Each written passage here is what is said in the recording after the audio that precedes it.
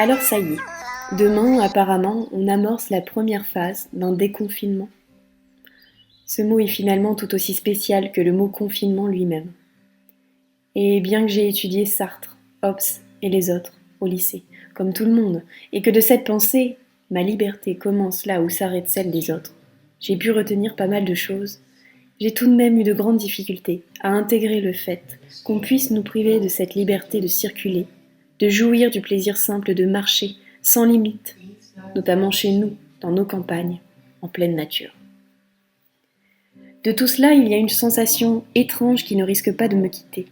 C'est cette sensation d'être hors la loi, parce que tu n'es pas dans le périmètre autorisé des 1 kilomètre, que tu as dépassé la limite de temps des 60 minutes, que tu te balades avec 2 attestations pour pouvoir prendre le temps d'un bain de soleil au milieu des champs, car chez toi, tu n'as que des Velux, que tu élabores tout un tas de stratagèmes d'évitement, que tu scénarises dans ta tête, et qui ne te seront finalement jamais d'aucun recours. Oui, je vais vraiment avoir du mal à perdre ce réflexe de m'autoriser à sortir à l'aide de ce fichu papier blanc immonde qu'on appelle attestation dérogatoire de sortie. En marchant tous les jours, j'ai dû laisser dans ce document tous mes efforts de quelques mois sur mon empreinte carbone.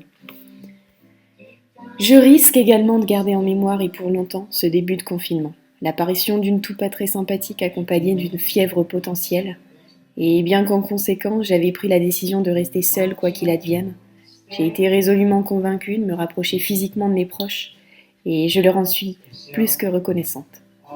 À ce moment-là, j'ai alors débuté personnellement une première phase de confinement, en passant près de 18 jours, confinée dans une pièce en solitaire, à parler avec mes proches, à travers une baie vitrée, une fenêtre ou une porte ajourée. Je n'ai eu aucun contact physique avec eux, mais je les sentais moralement avec moi, et je crois que c'est ce qui importait le plus. C'est toujours ce qui importe le plus dans ces moments-là.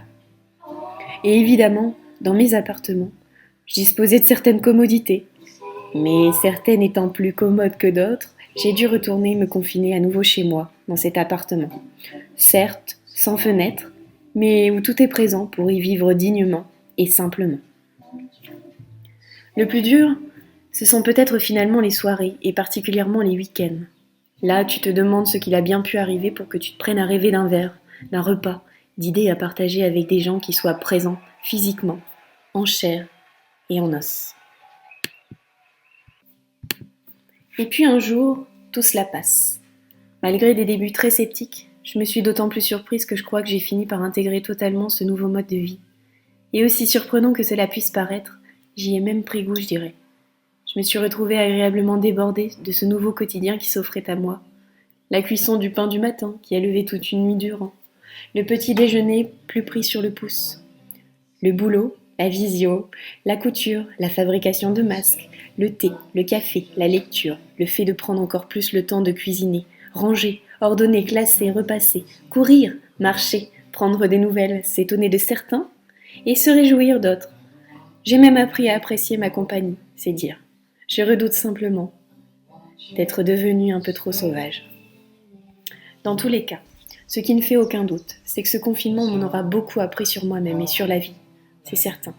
Il m'aura permis d'entreprendre psychologiquement et concrètement des projets que je n'aurais peut-être pas pris la peine de mettre en œuvre par manque de temps et de discernement. Manque de recul aussi.